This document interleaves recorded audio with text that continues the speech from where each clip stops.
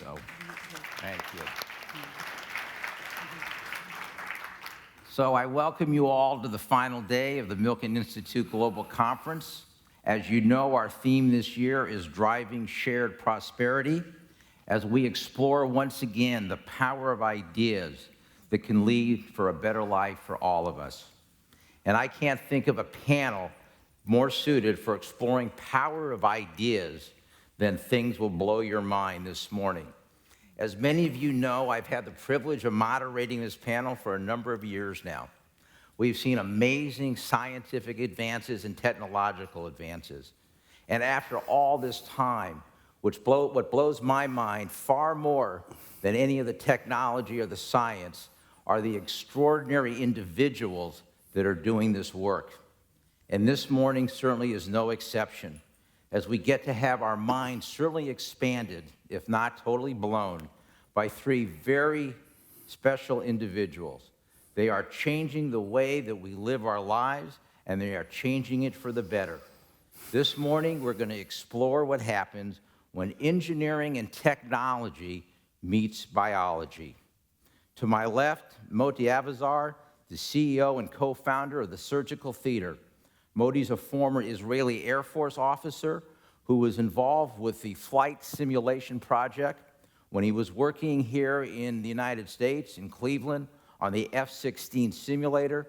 He met a surgeon who said, "Can we do simulators for surgeons?" And as you'll hear in a few minutes, Surgical Theater was born with amazing results. To Moty's left is Dr. Jessica Green, the CEO and co-founder of Phylagen, Inc., a data analytic company digitizing the global microbiome. And hopefully in the next few minutes, you'll not only be able to pronounce it, you'll understand what it means. Jessica received her PhD in nuclear engineering from the University of California at Berkeley. Go Bears! Which makes her one of my favorites already. As you will hear, it was by studying nuclear engineering that she became interested in the then recently discovered study of biology, where bacteria could be sequenced, which led her to becoming a professor of biology at the University of Oregon, and then led her to the private sector with her new company as she blends molecular biology, data science, bioinformatics to be understood, and complex modeling of I've been studying this for 3 days, basically. Not what it means, but how to say it. Microbiome communities interacting with each other, with humans, and with the environment. Thank you. Thank you. A lot of pressure on you now, Jessica. And to our far left is Dr. Jason Kelly, the CEO and co-founder of Ginkgo Bioworks, a synthetic biology company that genetically engineers made-to-order cells for customers in the chemical, pharmaceutical, food, and energy industries. Dr. Kelly attended MIT, where he started out wanting to create his own Jurassic Park, and he'll let us know if he still wants to do that. But along the way, he met an advisor, Tom Knight, who had been involved in the early days of computer science engineering and discovered the fact that you can program biology just like you could program computers. Out of this has come Ginkgo Bioworks, which we'll hear more about in a few minutes, and maybe find out if Jurassic Park really is doable. So let's get started. Moty, tell us about Surgical Theater and the amazing work that's being done there. Absolutely, and thanks for having me. Good morning, everybody. So in 2008, and my personal story really connects with Surgical Theater as founder and entrepreneur. In 2008, I was stationed in Cleveland, Ohio, more precisely in Shaker Heights, Ohio, and I was officer of the Israeli Air Force. And we developed a flight simulator, the F-16 flight simulator for the Israeli Air Force, which was the latest version that the Israeli Air Force and Lockheed Martin developed. Back then, 2008, I had 2 degrees in engineering from the Technion in Israel, master in system engineering, and I thought it's about time to leave the real world, so I started to MBA at Case Western Reserve, Executive MBA. One thing led to another, and like Aaron Barnett in CNN, the story goes that I went to Starbucks and ordered cappuccino with my accent. I do my accent for you guys. It's not really, I don't need it. So my Israeli accent attracted a guy next to me, and now I know his name is Dr. Warren Selman. Back then he was the president of neurosurgeons in the Congress of Neurosurgery, #1 guy that really certified neurosurgeons. And it's the Midwest, it's Cleveland, so people talk to each other. So he asked me, what's the accent? I told him Israeli. What do you do here? I told him I was deployed by the Israeli Air Force to Shaker Heights. So he looked at me. Are we in trouble? So I told him, no, it's a friendly mission. We're working together with Lockheed Martin to develop the F-16 flight simulator. He told me, what does it mean? I told him, we're taking satellite images of 2 Mars missions, blowing them to a 360 in a dome, as big as this stage. And we're allowing the pilot to fly in between the mountains and to pre-leave tomorrow's mission. More so, this specific simulator was allowing the pilot to see the eyesight of the enemy from inside the building that may shoot the F-16, and he can adjust his pattern to avoid being shot down. So that was coffee. I think he had brandy, I had beer later in the night. And the question was, can we do the same for brain surgeons? Can we take CT and MRI and allowing the pilot to fly? I'm going to stand now. Allow the pilot to fly in between the tumor and go around and see the vessel behind his back and so on. So that was 2008 and 9. And I said, yes. I'm an Israeli entrepreneur, so that's what we do. And it took me good 4 years together with the team, relocated the best talent I could kidnap from Israel to Cleveland, from all places. And I'm very proud that today we are 9 years into that. I have a few videos to share with you, and really the connection with patients that couldn't be operated without the system.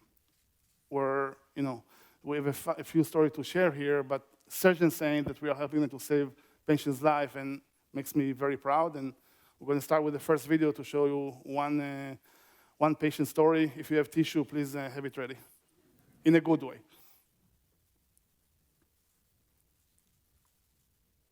Became pregnant with our second child. I went into the doctor at 32 weeks. They did an ultrasound where all they could see then was that Reef's head was measuring off the charts big.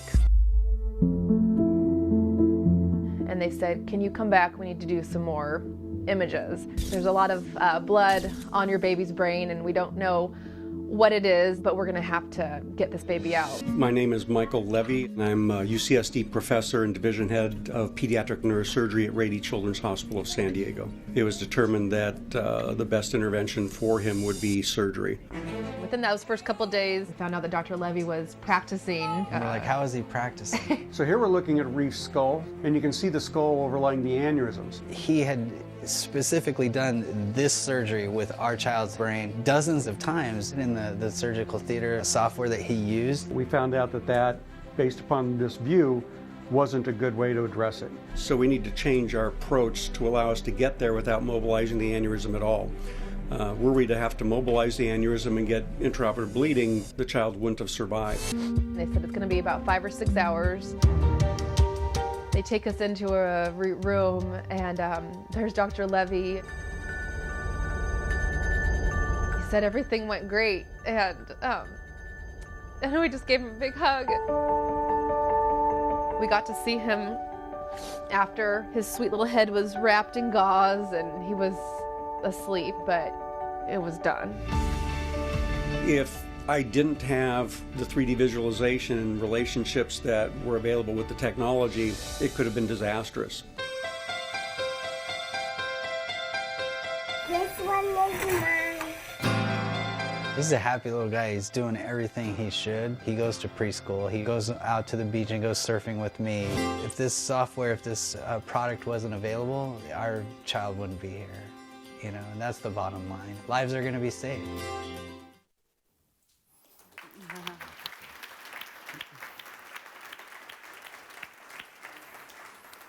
Thank you. So we've been doing, commercializing the system and deploying it in hospitals for a couple of years already. And every day, I have texts and phone calls from surgeons telling me the way that this system helped them, first off, to do surgery that they couldn't do otherwise, and the outcome is favorable. And we have a multiple study to show those outcomes. But also, as an entrepreneur, somebody needs to make money, otherwise it won't work. And we do have a few studies that show that hospitals that deploy virtual reality surgical theater is more likely to capture or secure the patient. So Stanford, UCLA, George Washington studied this whole patient consultation perspective. And on average in the US, surgeon, neurosurgeon, brain surgeon going to see a patient. Out of 10 patients he's going to recommend surgeries, only 5 going to stay with him. 5 other going to shop around. So with our system, and it's been proven over and over again, when you consult with the patient and you can see the pathology, and of course, if it's my child, I have to know all the details. Instead of 5 staying for surgery out of 10, 8 or 9 going to stay in the hospital. So they're capturing business, and then, of course, the outcome is favorable. So that's how hospitals make money. And of course, when the patient ends up going through the surgery, is also need to fill the form, and reimbursement is tied to the quality of the care. The patient engagement and the patient satisfaction is 50 to 60% higher than what it used to be before. And those are the Stanford of the world. They're the best surgeons, the best facilities. Still, we are able to help them to improve their outcome. And I'm going to end up with very personal story. So the video that you see here in the background, one of those stories that it's a young 30 years old individual, extremely successful from DC. One day realized that he can't feel his legs. Very quick, within days, he became a cripple on a wheelchair. And this is the guy that was active in college, playing professional sport. And he went to multiple hospitals over the course of a few months, and nobody wanted to operate him because, as you can see, this red is the bad thing, is the pathology, and the green is the nerves.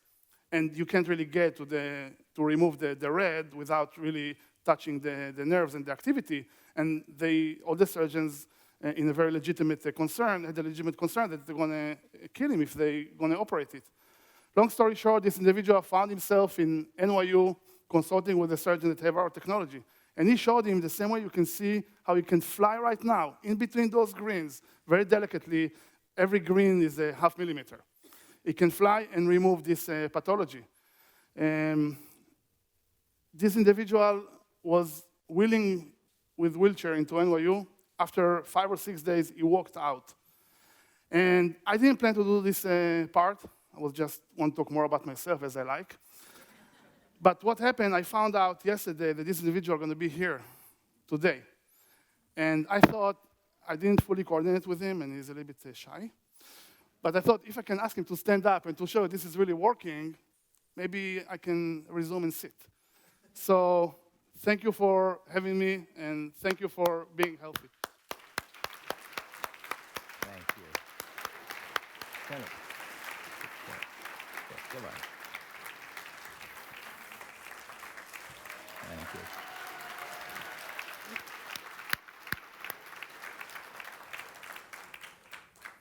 Wow. Thank you, Moty. Thank you, John. So, Jessica, we just saw a lot of what Moty is doing and able to do. Tell us what you're doing at Phylagen with respect to the 99% of life forms that we actually can't not see. Yes, my mind is already going to what could possibly happen if we were to start collaborating with regards to visualizing the microbiome. So yes, I'm the CEO of Phylagen. We're a venture-backed company based in Silicon Valley. We just closed a $14 million Series A financing.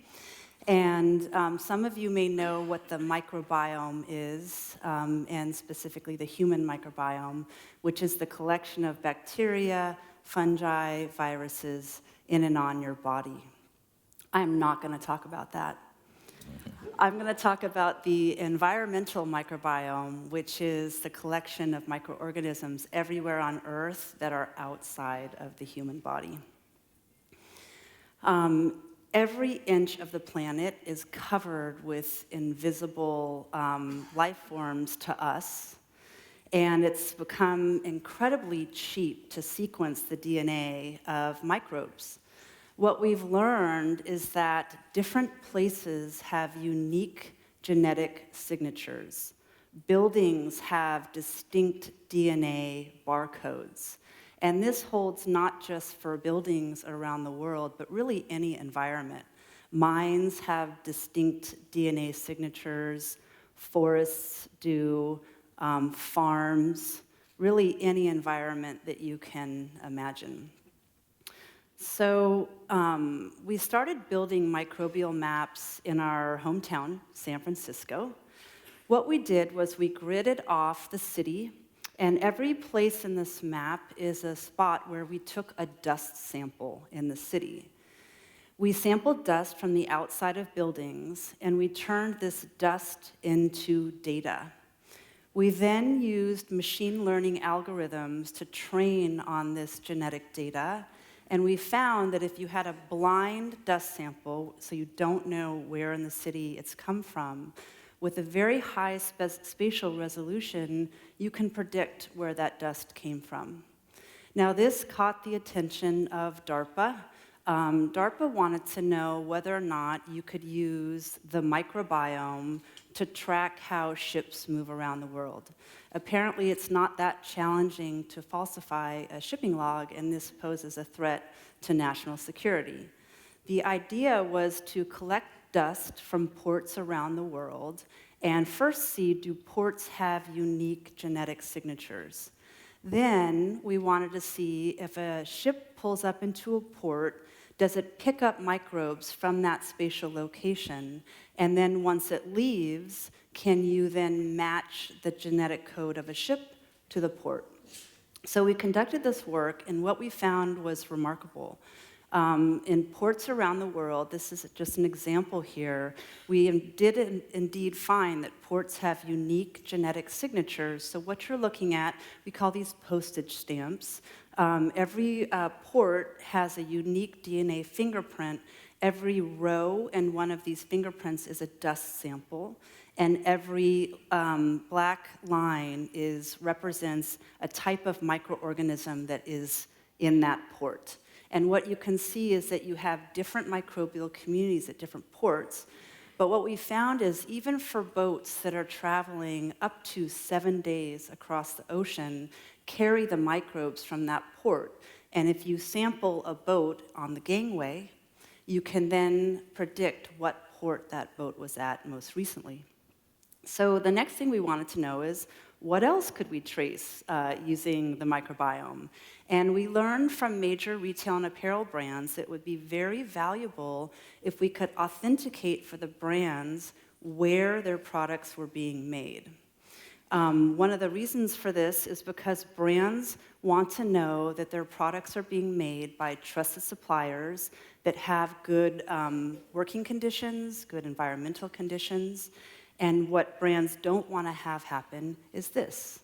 This is the consequence of not knowing where our products are being made. This is Rana Plaza. It was an unauthorized facility where over 1,000 factory workers were killed. We today are providing an origin test to major retail brands where we're digitizing the genome of factory environments, hundreds of factories on a global scale. You can think of the microbiome as a naturally occurring RFID tag. We're then working with the brands where they pull their product from the shelf at the distribution center. We sample the DNA on the product, and we can verify for the brand whether or not their trusted supplier is actually the supplier that's manufacturing their good. I'm going to give 2 more data examples. One is from pharma, and one is from food and agriculture. You probably don't think when you're taking your pharmaceuticals that they have bacteria and fungi in them, but microbes are everywhere. And we were contacted by a major pharma company who wanted to know if we could help them with their seized counterfeit pharmaceuticals to try to infer the origin of those counterfeit pharmaceuticals. So this is over a $200 billion business annually, and up to, according to the World Health Organization, 1 million people every year die from taking counterfeit pills. So what we did was, you can see, so we don't have data or this reference database on the manufacturing origin of counterfeit pills. But we can sequence the bacteria and fungi in and on the pills and cluster pills together that appear to have been made in the same manufacturing environment. So this is an example of some work that we've done. It appears that there are 4 different sources of these pills. And if you look at source number 4, you'll see that there's not as many microorganisms present in those pills, which may suggest that these pills were actually made in a authorized manufacturing facility, potentially on a 3rd shift. The last example I'm going to give is just some work that we're starting in food. You can imagine that this is a tremendous market opportunity for food traceability. And we've done some work with coffee, showing that if you sample the DNA on the outside of coffee cherries, you can then link coffee cherries to one another and predict the farm of origin of those coffee cherries. So I just want to close by sharing that this database is a tremendous asset. It's valuable not only for traceability, but microbes are important for almost everything on the planet. So if you think about air quality, infectious disease, crop performance, antibiotic resistance, drug discovery, these are all the applications that this data set can be mined for. It's the largest untapped database on the planet, and I'm sure there's applications for this data set that we can't even imagine. And thanks.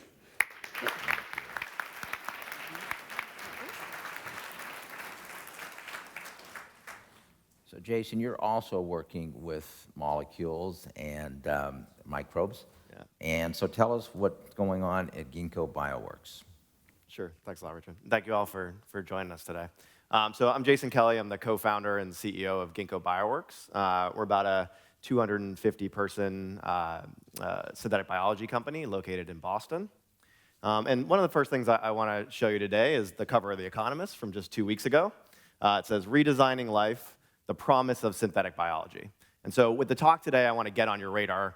Why is this on the cover of The Economist? What is synthetic biology as an industry? And one of the reasons this is happening now is you've seen a lot of new capital coming into the industry. So between 2017 and 18, we roughly doubled the amount of venture capital coming in to $4 billion. Ginkgo's responsible for about $400 million of that invested into Ginkgo. Our investors are listed up there. And what are these investors excited about in synthetic biology? So it's sort of 2 categories. One is the technology, the underlying technology is improving exponentially. And number 2, the applications that this can be applied to are a whole bunch of industries that haven't seen a lot of disruption. So I'm going to talk about both those things in the talk. But before I do that, I want to give you the core idea of synthetic biology as an industry. So if you leave with nothing else from this talk, understand this. Biology, or cells, are fundamentally programmable, and that's because they run on digital code in the form of DNA. So it's not zeros and ones, it's A, T, C's, and G's. But you can read that code with DNA sequencing, like we just heard about from Jessica, and you can write that code with DNA synthesis or DNA printing. And if you can read and write code and you have a machine that'll run it, which is really how we think of a cell, that's programming. And so what is synthetic biology doing? We're building the tools to program cells and deploy them across a lot of markets. So why now? Why is it on the cover of The Economist now? So one reason is reading and writing DNA is getting unbelievably cheap. So that blue line there is the cost to sequence a human genome.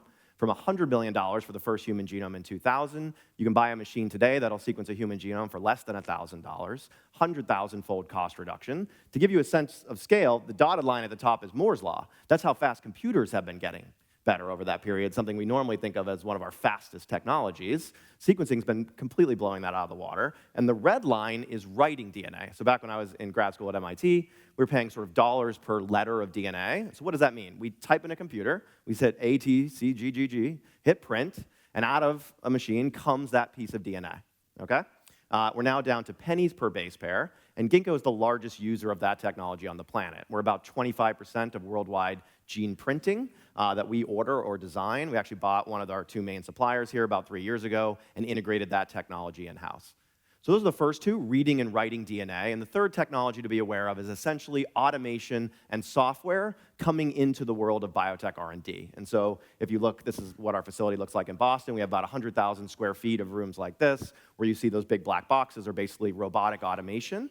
And the upshot here is we've been roughly tripling our output annually for the last 5 years, going from about 10,000 operations in 15 per month up to millions today, and dropping our cost over that period about a factor of 60x.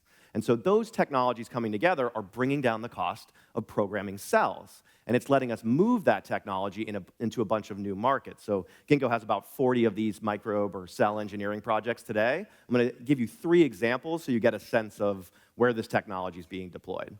So this is a project we did about 2.5 years ago with Bayer. It's a $100 million project to work on the problem of nitrogen fertilizer production. So the way we get nitrogen fertilizer today is the atmosphere has about 70% nitrogen gas. You pull it through a big chemical plant. You burn natural gas. About 4% globally of natural gas goes to making $80 billion a year of nitrogen fertilizer. You ship it off to farmers. They put it on the field. Half goes in the river. Half goes to the plant. And we all get to eat. Okay? Certain plants, like soybeans, they don't need fertilizer because there's microbes in their roots that do that same reaction. They take nitrogen out of the air and they make fertilizer for free. But corn, wheat, and rice, which is half of that $80 billion fertilizer usage, they don't have these microbes. So what do? We use DNA reading to look inside the microbes on the soy. We find the code that does that, taking the nitrogen and making the fertilizer, and we redesign it to work inside that corn microbe. So then we print it, put it in, and then you could deploy that on the seed, plant the corn, and have it not need that nitrogen fertilizer. Okay, and so that's the project. So you can see this is an industry, the fertilizer industry hasn't seen a lot of disruption in the last 100 years. This would be enormously disruptive in that space. Another industry that hasn't seen a lot of technology disruption is food. So you might have seen the news just yesterday, for those of you who like vegetarian products, there's a burger called the Impossible Burger, and Burger King just announced the Impossible Whopper that they're rolling out nationwide. So this is a veggie burger that's going to have the Whopper brand, okay? How's that happening? Well, it's because when you bite into this thing, it bleeds, and it tastes great, and it smells right, and it cooks right, and that's because how is Impossible doing that? There's not a lot of blood in plants. What they've done is they take the gene for hemoglobin, which is what makes your blood red. They print it, move it over into brewer's yeast, the kind of yeast you use to brew beer. You brew it up, and it makes heme. And you add that to that veggie burger, and it's a much better product, good enough to get the Whopper brand. So we're excited about this. We actually just launched a $90 million new joint venture to go after other animal proteins, egg proteins, milk proteins, so that you can ultimately have plant-based protein products that taste just as good as animal products. One more example. We did a partnership over the summer, about a $120 million partnership with a Canadian company called Kronos in the cannabis industry. So Altria just invested about $2 billion into this company. It's going to be their partner in the cannabinoid space. The way you get things for recreational or edible marijuana today is you extract those molecules from plants, so you grow a big farm of cannabis. What we're doing with this technology is we look inside the plant, we find the code that produces the CBD or THC, we move it over into brewer's yeast, you brew it up, and you can produce those same molecules at a lower cost, more stable supply. So as I look at this industry, I don't see it as a farming industry. It's fundamentally going to be a fermentation industry that actually produces this. You'll make it like you make beer. One last point, and we talked about this on the panel, we just opened a new facility in December that allows us to do human cell programming for things like CAR T therapies in oncology and other therapeutics. Okay, so this technology is also going to play a very big role in medicine. Okay, so great, the technology is improving, Jason, that's very exciting. Okay, it's going to disrupt all these legacy markets, but Gwyneth Paltrow told me that GMOs are bad, so what's going on here? Okay, and so I want to talk a little bit about how we think about genetic engineering and how we're fundamentally proud of it, and how as the cost to do the programming of cells improves, we're going to see this technology interface with the consumer in new ways. They're going to have new, exciting experiences. So this is an article, a New York Times editorial I wrote about 3 years ago. It said, I run a GMO company, I think we should label GMOs. And so we can talk about that on the panel, but I wanted to give you an example of a project we're really excited about at Ginkgo. So this was in Scientific American earlier this year. That picture up there on the right is a sample of an extinct flower. It's from the museum at Harvard, all right? And it was collected in the 1800s when this plant went extinct right before. A scientist collected it, brought it back, and Harvard was nice enough to allow us to take a little piece of that plant and bring it back to our facility, extract the DNA, put it through that DNA reading machine I was telling you about to find the genes that produce the scent, okay? And we took those genes and we moved them over into brewer's yeast, and about 9 months ago, we brewed that up and resurrected the scent of this extinct flower. So we got to smell for the first time the scent of this Hawaiian hibiscus that's been extinct for the last 150 years. And in partnership with Daisy Ginsburg, an artist, we've opened up an art installation, this is at the Pompidou coming up, that is letting people have a chance to interact and smell this lost scent. So this is a very new experience for people with biotechnology. I think you're going to see as this gets more and more accessible as a technology, people are going to use it for art and design because biology is beautiful, and it is a great substrate for art. Okay. And if you're in the New York area, it'll be in the Cooper Hewitt starting in May. It's called Resurrecting the Sublime. All right, so I'm going to end with this. I give a lot of talks in Silicon Valley, so I'd like to show this slide. I say, look, these are some of the most sophisticated devices that we've been able to design. And I ask, what's the most complicated device on the table?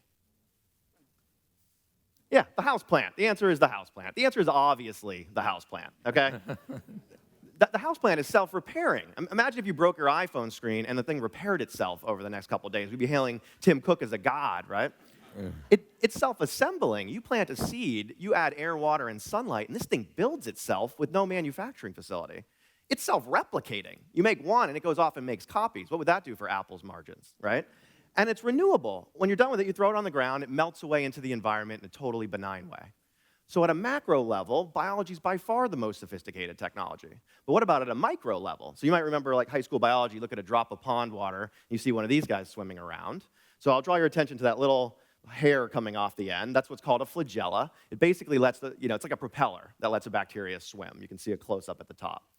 So look where the tail meets the body of the microbe. At that point is that device you see up there on the left. It's called a flagellar motor. It's a 30,000 RPM rotary motor. The red disc spins inside the blue disc, okay? To give you a sense of scale, lower right, current generation Intel semiconductor chip. Okay, those two fins are one transistor. That white bar is 40 nanometers long. In the middle, same white bar, picture of that flagellar motor. So in the same area, that Intel with a $5 billion manufacturing facility can make those two dumb hunks of silicon, biology is placing thousands of atoms in 3 dimensions, making a 30,000 RPM rotary motor for free in one of the puddles outside right now. Where is that level of molecular manufacturing on Intel's roadmap? 100 years out? 500 years out? Biology does this today. So when you put these things together, biology is already putting atoms down better than our best manufacturing, like semiconductors, at the nanoscale. And when you combine self-replication and self-assembly, you get things like jungles, industrial agriculture. Biology makes more physical stuff every year than the auto industry or the oil industry. It's better at the small stuff, and it's better at making the large stuff. Why don't we use it to make everything? And the answer is we're going to use it to make everything. We're just not that good at programming it right now. And that's the technologies of synthetic biology. That's what we're doing at Ginkgo. We're going to get better at programming cells, so ultimately we can grow everything. So if you're interested in that, my email is up there, and looking forward to the panel. Thank you for your time.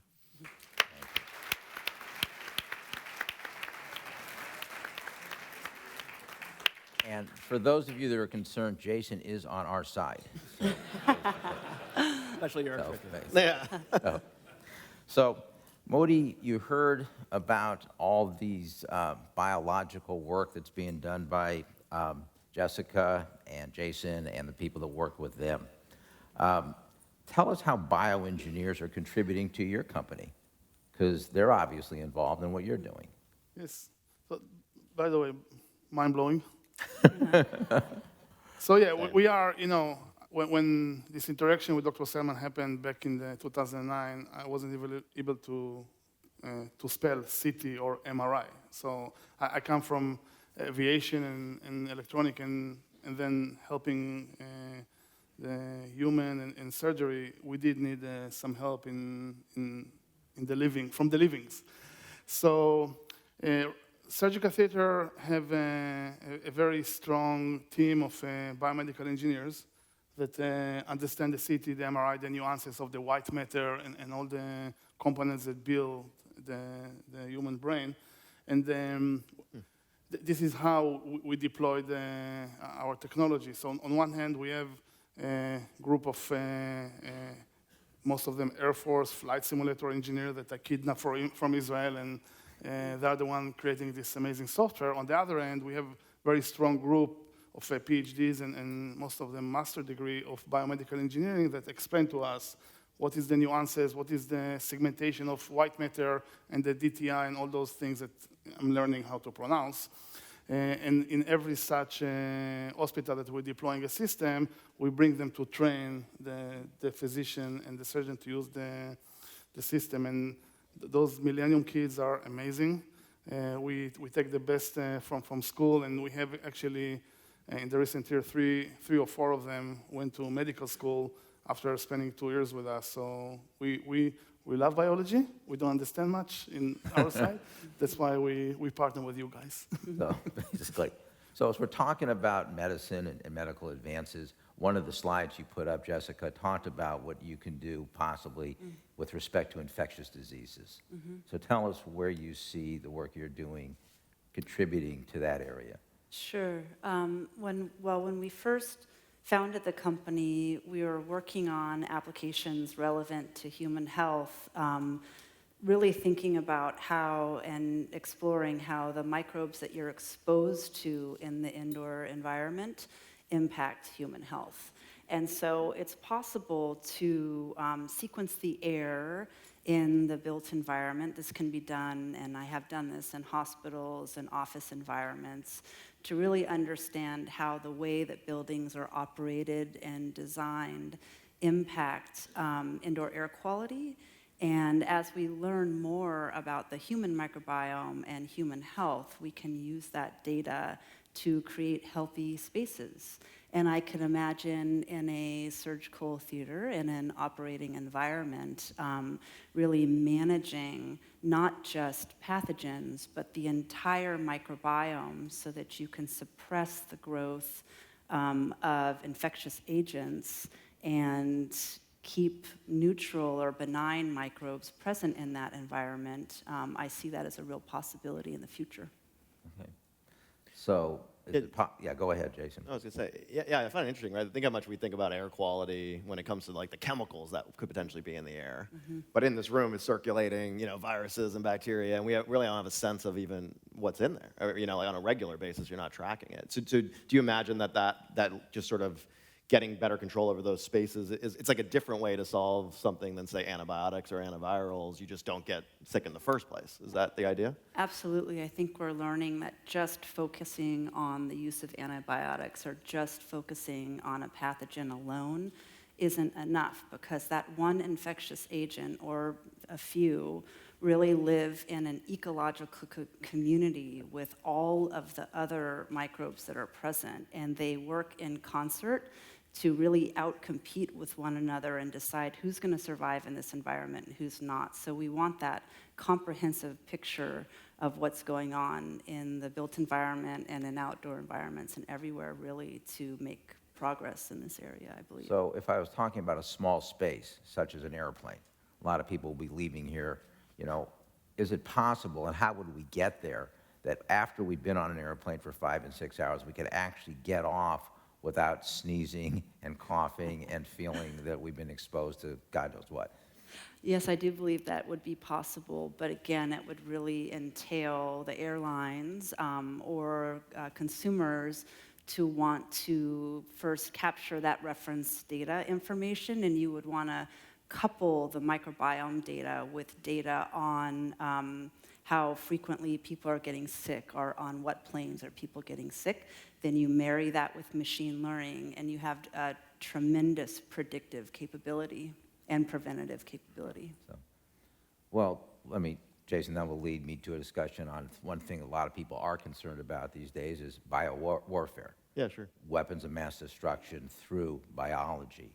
So what you're doing, how can it address that problem, both in those people that don't have your good intentions, that want to create things that could really be harmful, and how do we combat that?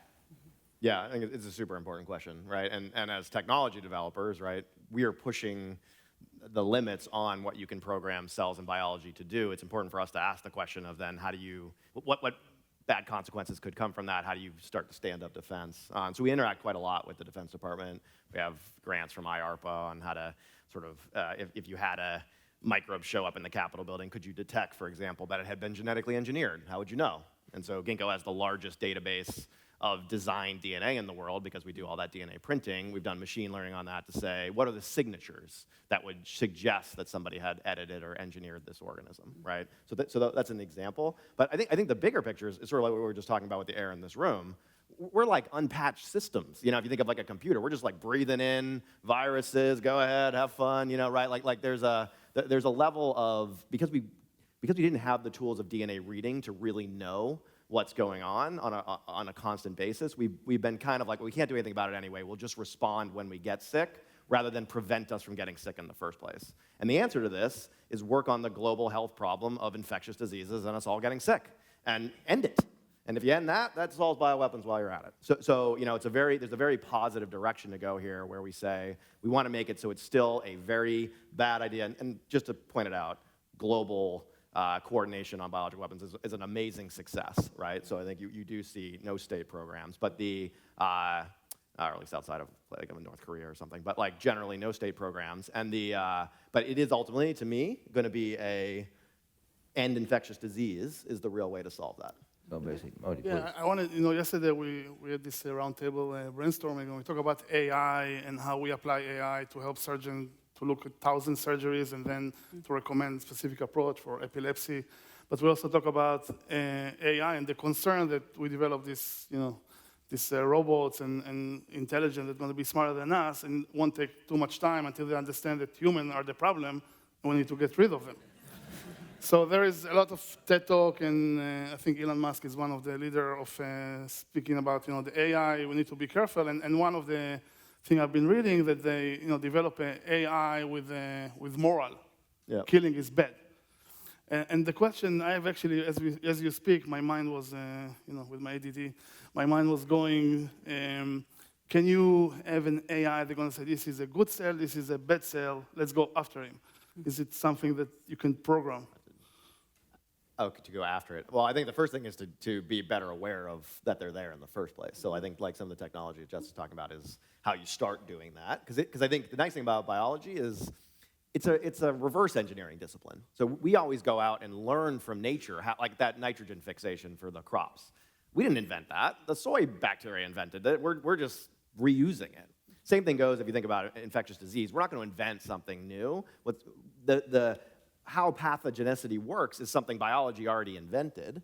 We should be kind of not having that sort of stuff around. And so the nice thing is there is quite a signature for what is a pathogen. So I think it like gives me hope that we can get better at detecting and responding quickly when you see an element that we know is a pathogenic piece of information, right? Like not even the whole organism, but a piece of DNA that we just shouldn't have it. It's like a pollutant, right? Like we should just be getting rid of pathogenic code out in nature, just like we got rid of whatever. It's something that creates ozone holes or something. Yeah. Which kind of leads to what we see in movies today about AI.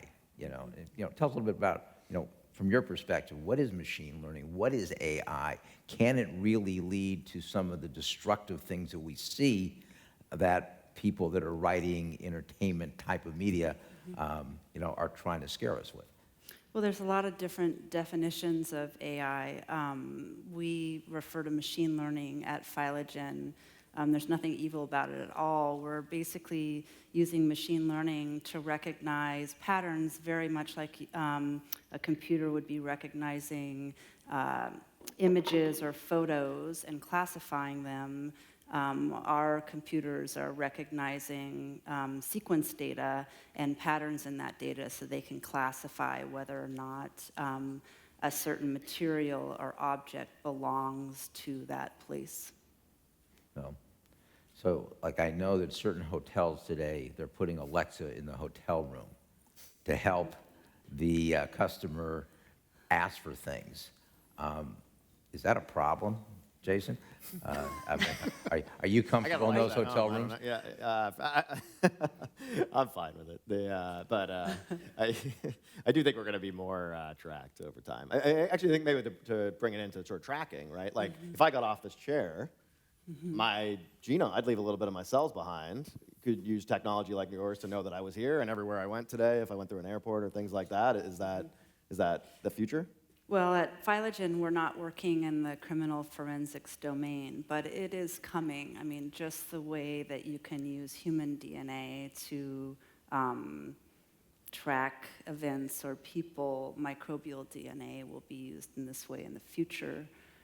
When I was a professor at the University of Oregon, we were doing some work to try to understand the relationship between the human microbiome and the airborne microbiome. And so we were putting subjects in chambers and sequencing the air around those subjects, really just to understand if someone's sitting for a couple of hours working on a laptop, how long do they need to sit there before we can get a threshold amount of DNA that we could sequence.